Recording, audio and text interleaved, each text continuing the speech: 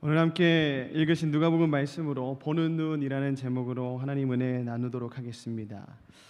본문은요, 예수님께로부터 보냄을 받았던 70명의 제자들이 돌아와서 사역을 보고하는 내용과 또 예수님께서 그런 제자들이 이만큼 성장했구나 하는 것을 보고 하나님께 감사하시는 내용이 기록되고 있습니다. 오늘 여러분들과 함께 본문의 내용을 통해서 우리가 무엇을 보고 있고 또 무엇을 보아야 되는지를 좀 나누고자 하는데, 오늘 이 시간을 통하여서 우리가 보는 것이 하나님과 동일해지는 축복의 시간 되기를 간절히 원합니다. 아멘.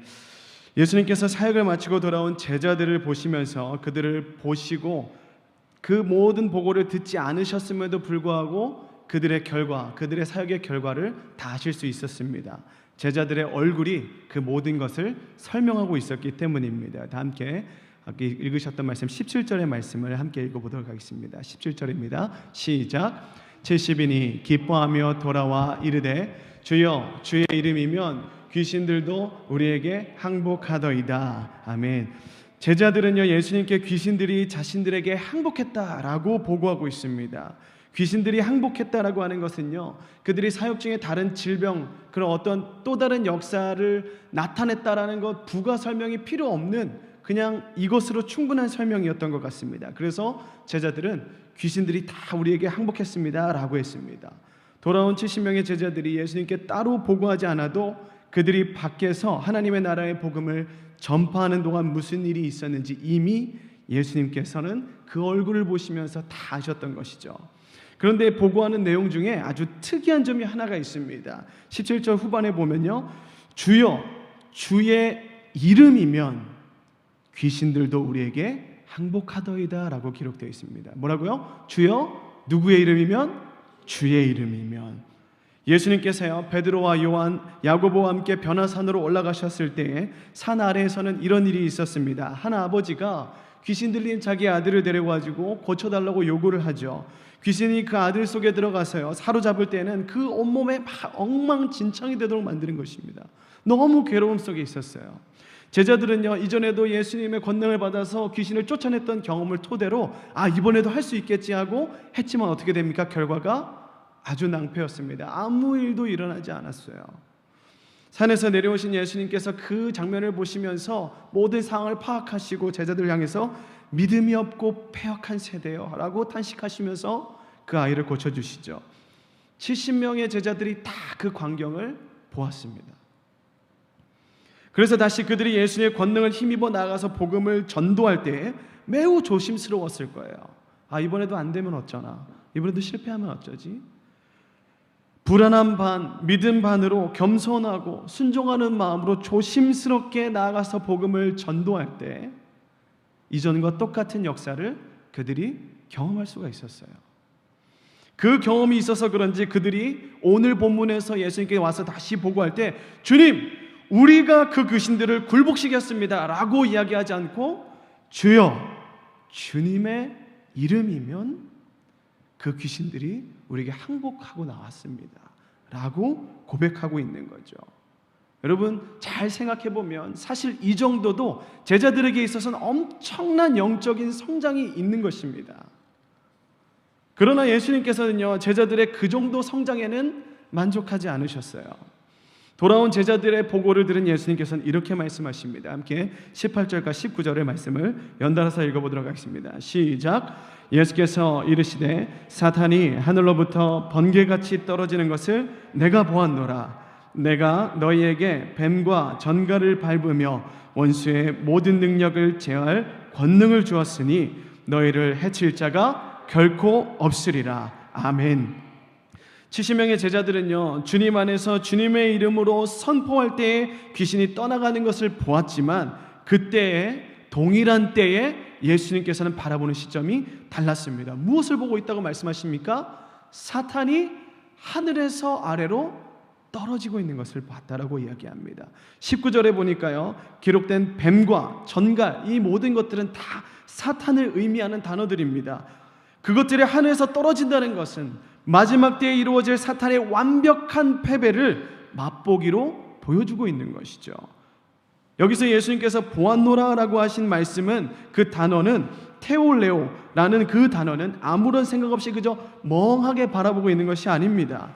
깊은 관심과 뚜렷한 목적을 가지고 그 사물이나 상황을 뚫어지게 쳐다보고 있는 것을 이 예수님이 보아노라라고 하는 단어가 담고 있는 것이죠. 이것은 당시에 군 지휘관이 정렬을 하고 있는 군사들을 볼 때 쓰는 단어였습니다. 이들이 잘하고 있는지를 명확하고 날카로운 눈으로 바라보고 있는 것이죠.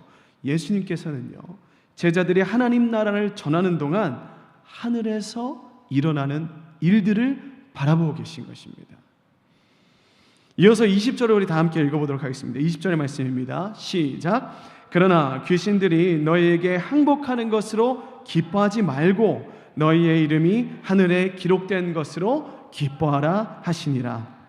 예수님께서는요, 귀신들이 나가는 것들보다 제자들의 이름이 하늘에 기록된 것으로 기뻐하라라고 지금 말씀하십니다.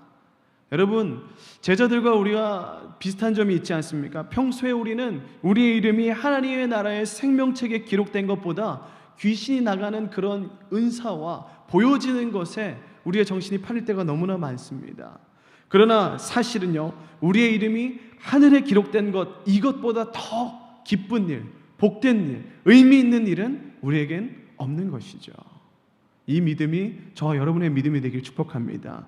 이 부분을요, 경제적인 관점으로 우리가 설명하면 이렇습니다. 우리가 알바로 매월 10,000원씩 받다가 갑자기 일을 잘한다고 해서 10만 원으로 올려주면 우리 기분이 어떻습니까?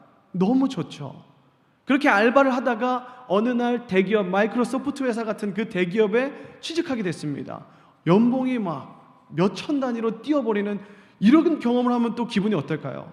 하늘을 나르는 기분이겠죠. 너무 기쁠 것입니다. 그런데요, 나와 같이 이적한 친구는요, 나는 연봉이 몇천 됐는데 그 친구는 빌 게이츠의 아들이 되어버렸어요. 그 호적에 들어가게 됐단 말입니다.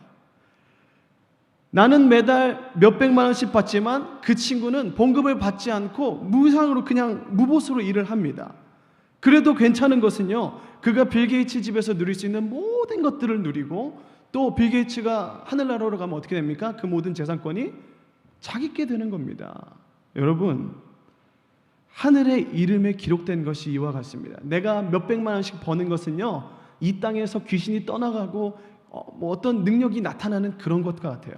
그렇지만 하늘에 우리의 이름이 기록된 것은 영원한 아버지 하나님 아버지의 그 아들이 내가 된다는 이 사실과 같다라는 것입니다. 여러분, 물론 이 땅의 재정으로 하늘의 것을 비교할 수는 없지만 우리의 이름이 하늘에 기록된 것은 이만큼 중요한, 신앙적으로 중요한 위치를 가지고 있습니다. 하나님 나라를 전하고 돌아와 기뻐하는 70명의 제자들에게 예수님께서는 하늘의 이름이 기록된 것을 더 기뻐하라고 말씀하십니다. 여러분, 그게 참으로 기뻐할 일이고 그 말이 예수님의 말이 맞긴 하지만요, 사실 예수님도 제자들이 사역에 승리하고 돌아와서 기뻐하는 모습을 보시면서 예수님도 동일하게 기뻐하고 계셨습니다. 그리고 하나님께 감사하고 있는 장면이 바로 21절에 나타나죠. 우리 함께 21절의 말씀 함께 볼까요? 시작. 그때에 예수께서 성령으로 기뻐하시며 이르시되 천지의 주제이신 아버지여, 이것을 지혜롭고 슬기 있는 자들에게는 숨기시고 어린 아이들에게는 나타내심을 감사하나이다. 옳소이다. 이렇게 된 것이 아버지의 뜻이니이다. 아멘. 제자들이 보고할 때 사용된 그 17절의 기뻐하는 이라는 단어와 예수님께서 21절에 사용하신 기뻐하다의 단어는 서로 다른 단어입니다. 예수님께서 사용하신 단어가 아갈리아오인데 이것은요, 깡충깡충 위로 뛰다라는 그 모습을 표현한 단어입니다. 이런 예수님의 모습을 좀 더 적나라하게 표현을 한다면요, 예수님께서는 제자들이 성장한 모습을 보시면서 그 마음의 기쁨을 주체를 하실 수가 없었던 거예요. 그러면서 하나님께 감사한 겁니다. 예수님께서도 조금씩이지만 성장하고 있는 제자들로 인하여서 매우 기뻐하고 있었습니다.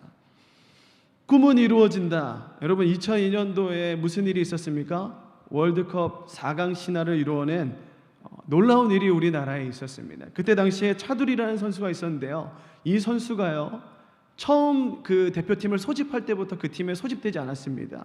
끝나기 이 소집 명령이 끝나는 어느 날쯤 돼서 차두리 선수가 늦게 대표팀에 승선했습니다. 그가 확실한 주전 선수는 아니었다라는 것이죠. 아니나 다를까 조별 예선 세 번째 경기에서 폴란드와 경기할 때 경기 종료 1분 전에 교체돼서 들어갔습니다. 아무런 의미 없는 교체인 거죠. 그리고 그 다음에는 16강 이탈리아전에서 후반 종료 약 7분에서 8분을 남기고 교체 선수로 또 들어갑니다. 그때 상황이 어땠습니까? 0대1로 지고 있는 상황이었어요. 16강이기 때문에 한번 떨어지면 그대로 끝인 것입니다. 그런 상황에 들어갔습니다. 한국 일회로서는 마지막 경기가 될 수 있는 그때에 이제 교체돼서 들어갔는데, 당시에 차두리 선수의 아버지인 이 차범근 씨가 해설위원을 하고 있었습니다. 얼마나 마음이 떨렸겠습니까? 이 아버지 차범근은 경기를 해설하면서 아들의 움직임에 대해서 누구보다 객관적이고 엄격하게 평가하면서 해설을 했습니다. 더 빨리 움직여줘야 됩니다. 저기선 저렇게 하면 안 되죠. 자신감이 너무 없었습니다. 여러분 기억하시는지 모르겠지만 그 경기에서 안정환 선수가 극적인 헤딩골로 연장전에서 역전을 해버립니다. 그때 차범근 해설위원은 감격하면서 말했습니다. 자랑스러운 우리 모두의 아들들입니다. 저기에 제 아들도 있지 않겠습니까? 이렇게 말한 거예요.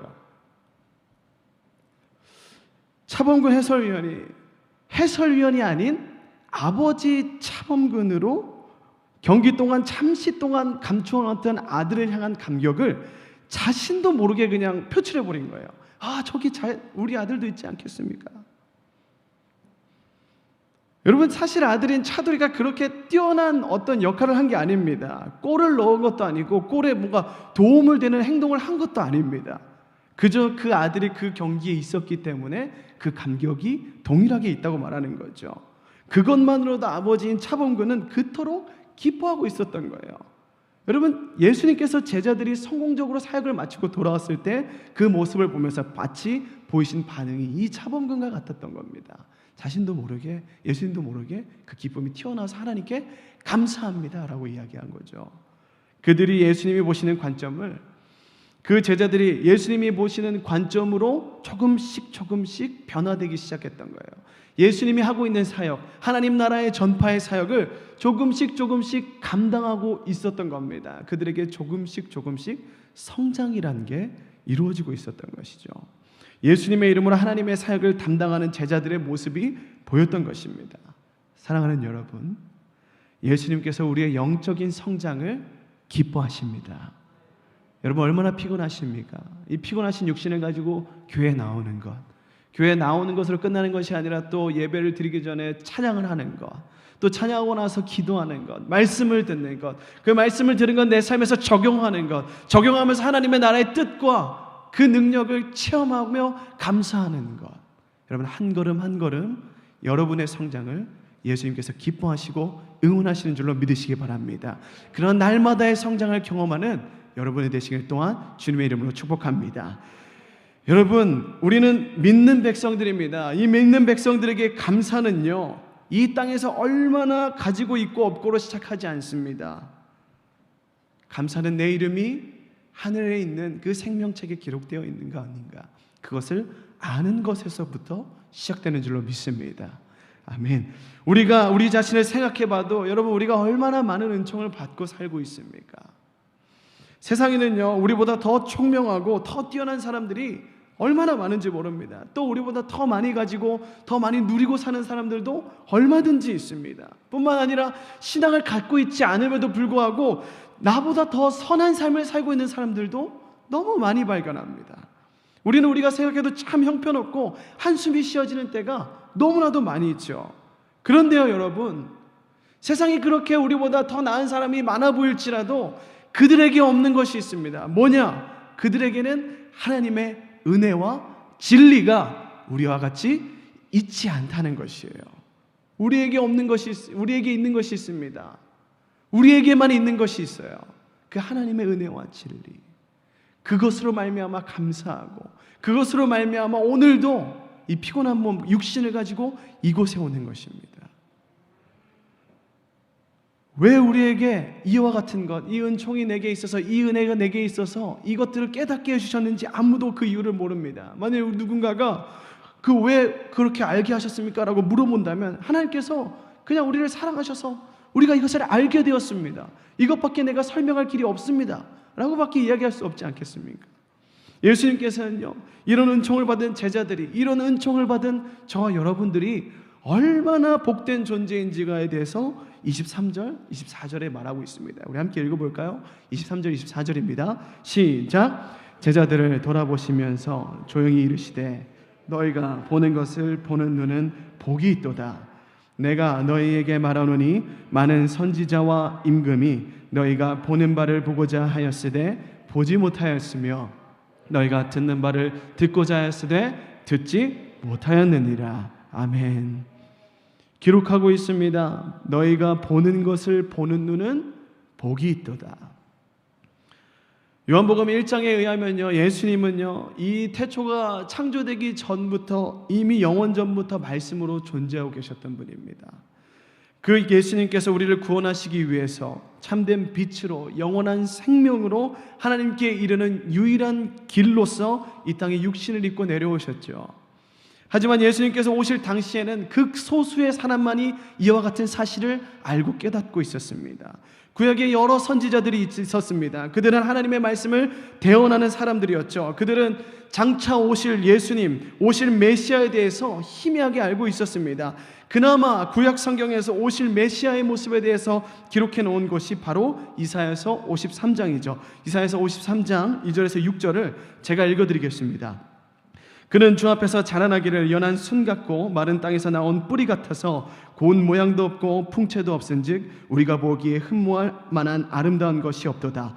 그는 멸시를 받아 사람들에게 버림을 받았으며 간고를 많이 겪었으며 질고를 아는 자라. 마치 사람들이 그에게서 얼굴을 가리는 것 같이 멸시를 당하였고 우리도 그를 귀하게 여기지 아니하였도다. 그는 실로 우리의 질고를 지고 우리의 슬픔을 당하였거늘 우리를 생각하기를 그는 징벌을 받아 하나님께 맞으며 고난을 당한다 하였노라. 그가 찔림은 우리의 허물 때문이요 그가 상함은 우리의 죄악 때문이라. 그가 징계를 받음으로 우리는 평안을 누리고 그가 채찍에 맞음으로 우리는 나음을 받았도다. 우리는 다 양 같아서 그를 행하여 각기 제 길로 갔거늘 여호와께서는 우리 모두 죄악을 그에게 담당시키셨도다. 여러분, 이 말씀 참 유명해서 여러분 잘 알고 계시죠? 앞으로 오실 메시아 예수님의 모습을 묘사했던 이 이사야 선지자는 이렇게도 잘 기록해놓고 예수님의 모습을 보았습니까? 보지 못했습니까? 보지 못했습니다.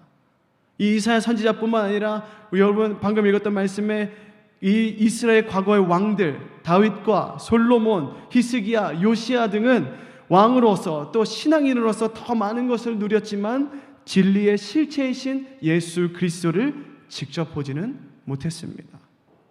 하지만 신약시대의 제자들은 그 실체이신 예수님을 보고 있습니다. 이 때문에 제자들은 구약시대의 어떤 위대하다는 선지자 왕들보다 더 복된 사람들이라고 말할 수가 있는 것입니다. 여러분, 그런 선상에서 이야기한다면 지금을 살며 예수 그리스도를 믿는 우리들은 예수님의 12제자와 70명의 제자들 문도보다 훨씬 더 복된 존재들인 줄 믿습니다. 우리가 어떤 존재들이라고요? 복된 존재들인 거예요. 예수님의 12제자 그 70문도보다 더 복된 존재들입니다. 왜 그렇습니까? 사실 그들은 아직 예수님이 어떤 분인지 정확하게 알지 못하고 주님께서 지셔야 하는 그 십자가와 그 죽음이 어떤 것인지 감당할 수조차 가늠조차 할 수 없는 그런 사람들이었습니다. 그래서 그들은 주님께서 반복해서 당신이 죽으실 것, 예수님께서 죽으실 것과 또 부활하실 것에 대해서 말씀하시지만 그들은 예수님이 죽는 것조차 받아들이지 못했고 죽음 뒤에 예수님께서 다시 살아서 돌아오실 것이라는 것도 어떤 의미인지를 그 정확하게 받아들이지 못하고 있었습니다. 예수님이 실제로 돌아왔을 그때서야 다시 한 번 더 이 말이 실체구나, 참이구나라는 것을 아는 사람이었죠. 그러나 우리들은요, 예수님의 죽으심과 부활, 승천이 완성된 이 자리에서 이 복음을 듣고 있는 것입니다. 또한 우리는 하나님이 어떤 분인지도 알고 예수님께서 이 땅에 오셔서 우리에게 어떻게 영원한 생명을 주셨는지, 어떤 삶을 사셨는지도 알고, 또 성령님께서 우리 곁에서 우리를 어떻게 인도하고 계시는 줄도 날마다 느끼며 살고 있습니다. 우리를 인도하시는 분, 우리를 끌고 가시는 분이 그 성령님이시죠. 그것뿐만 아니라 우리는 인생 사용의 설명서인, 이 완성도 높은 그 사용 설명서인 이 성경도 가지고 있습니다. 그 당시에 그 사람들은 누릴 수 없는 것들, 우리는 완벽한 이런 모든 것들을 누리고 있습니다. 이렇게 감사한 삶을 살고 있는데도 우리에게 감사가 있습니까? 우리에게 예수님을 향한 날마다 새로운 감사가 있습니까? 그저 우리에게는 귀신이 떠나가는 그 보여지는 것이 없으면 만족하지 못하고 예수님께 감사를 금방 잃어버리는 우리의 삶을 살고 있지는 않으십니까? 오늘부터라도 하나님으로부터 이 믿음의 삶을 사는 우리의 삶 자체로 감사할 줄 알며 사는 저와 여러분이 되기를 축복합니다. 여러분, 오늘 본문에서 70명의 제자들은요, 자신들이 하나님의 나라를 전하였을 때 귀신들이 항복하는 일을 보고 기뻐했고 그것을 예수님께 보고했습니다.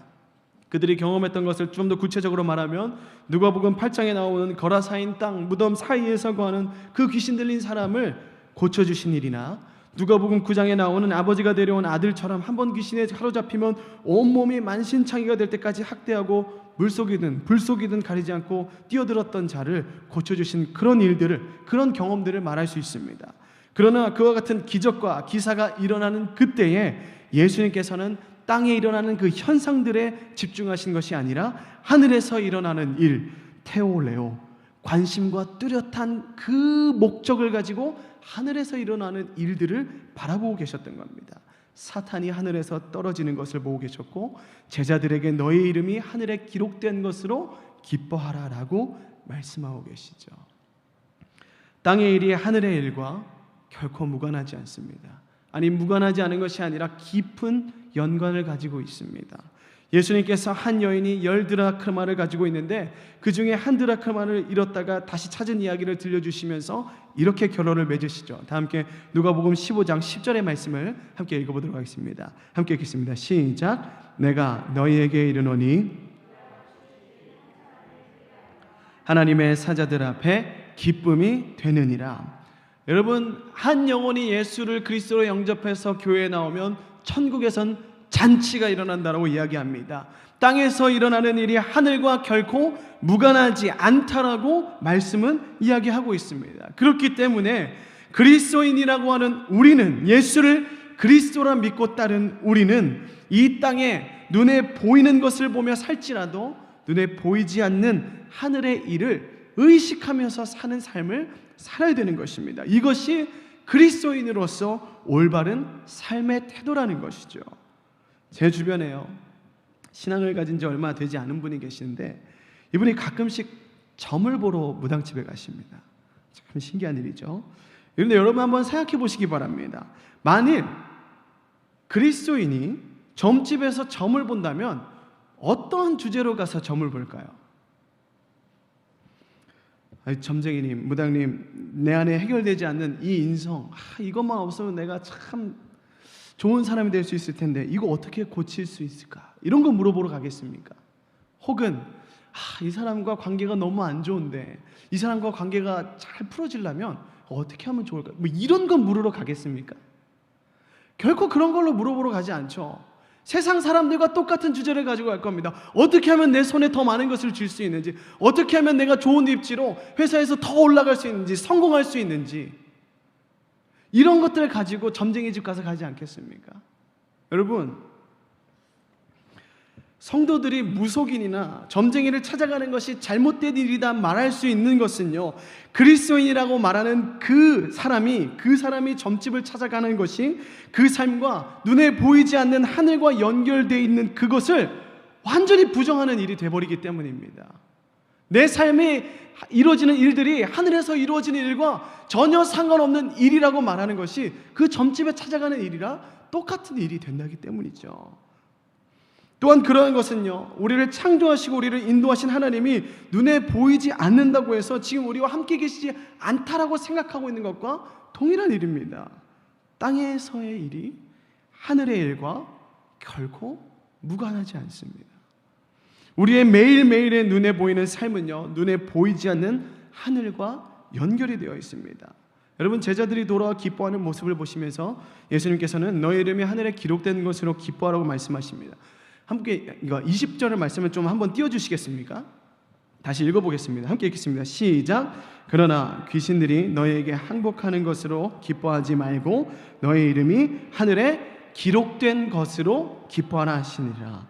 우리의 이름이 하늘에 기록된 것은 우리 스스로가 기록한 것이 아닙니다. 예수님께서 십자가에서 피를 흘리신 대가로 하나님께서 써주신 거예요.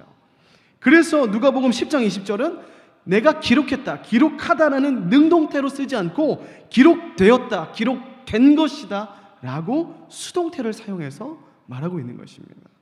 우리의 삶은요, 이와 같이 언제나 능동태가 아니라 수동태여야 됩니다. 그래서 우리는 우리의 이름을 기록해 주신 분의 뜻을 따라 사는 것이 우리의 이름이 기록된 것을 기뻐하며 사는 삶이 되는 것이에요. 온 마음과 뜻과 정성과 힘을 다해서 우리 주 하나님 아버지의 그 뜻, 나를 이 땅에 심어주신 그 뜻을 발견하면서 살아야 된다는 것이죠. 코로나로 인해서요, 세상의 가치관들과 삶의 패턴들이나 방법들이 너무나도 바뀌었습니다. 그러나 여러분, 어느 시대 어느 상황이나 상관없이 진리인 이 말씀은 변하지 않습니다. 우리를 향하신 하나님의 말씀, 우리를 향하신 하나님의 뜻은 결코 변하지 않는다는 것입니다. 중요한 것은 우리가 그것을 어떻게 주님의 뜻대로 이루어낼 것인가가 가장 중요한 것이죠. 너희는 가서 모든 민족으로 제자로 삼아 아버지와 아들과 성령의 이름으로 세례를 베풀고 내가 너에게 분부한 모든 것을 가르쳐 지키게 하라. 볼지어다 세상 끝날까지 내가 너희와 항상 함께 있으리라. 자신의 이름이 하늘에 기록된 것을 의식하며 눈에 보이지 않는 것까지 보는 눈은 참으로 복됩니다. 바라기는요, 하나님의 뜻이 우리의 삶에 이루어지도록 오늘도 하나님의 마음과 방법과 길이 보이는 우리 모든 서울제일교회 수요 성도님들 되시기를 주님의 이름으로 축복합니다. 우리 함께 기도하겠습니다. 주님의 마음을 알기 위해서는요, 우리가 계속 지속적으로 찾고 두드리고 구해야 됩니다. 오늘도 주님께 묻고 들으면서 행동할 수 있는, 또 순종할 수 있는 믿음이 있기를 간절히 소망합니다. 우리 그런 마음으로 이렇게 이 찬양 함께 하기 원합니다.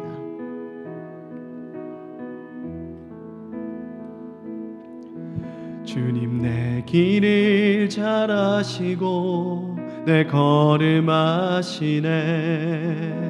어둠에서 빛을 내시는 그분을 믿네. 무엇으로 주를 섬기지 어디로 가야 할지 헤매이는 나를 아시고 길을 여시네. 내 삶은 주의 것, 내 삶은 주의 것, 온전한 신뢰를 주께 드리네. 보이지 않아도 믿음으로 걷네. 주 영광 바라보며 주만 따르네. 우리 처음부터 다시 찬양합니다. 주님 내 길을 잘 아시고 내 걸음 아시네. 어둠에서 빛을 내시는 그분을 믿네. 무엇으로 주를 섬길지 어디로 가야 할지 헤매이는 나를 아시고 길을 여시네. 내 삶은 주의 것, 내 삶은 주의 것, 온전한 신뢰를 주께 드리네. 보이지 않아도 믿음으로 걷네. 주 영광 바라보며 주만 따르. 내 삶은 주의 것, 내 삶은 주의 것, 내 삶은 주의 것. 온전한 신뢰를 주께 드리네. 보이지 않아도 믿음으로 걷네. 주 영광 바라보며 주. 우리 다시 한 번 더. 내 삶은 주의 것, 내 삶은 주의 것, 내 삶은 주의 것. 온전한 신뢰를 주께 드리네. 보이지 않아도 믿음으로 걷네. 주 영광 바라보며 주만 따르네. 우리 이 시간 함께 기도하실 때 하나님께서 우리 삶 가운데 이루어주시는 많은 일들로 주님, 우리가 그곳에서 머무르지 않고 하늘의 일들을 바라보기 원합니다. 주님, 우리의 눈을 여시고 주님의 귀한 일들을 보게 하여 주시옵소서. 또한 여러분이 가지고 나오신 기도 제목 붙들고 우리 주님의 이름을 한번 부르짖고 기도하며 나가겠습니다. 부르짖습니다. 주여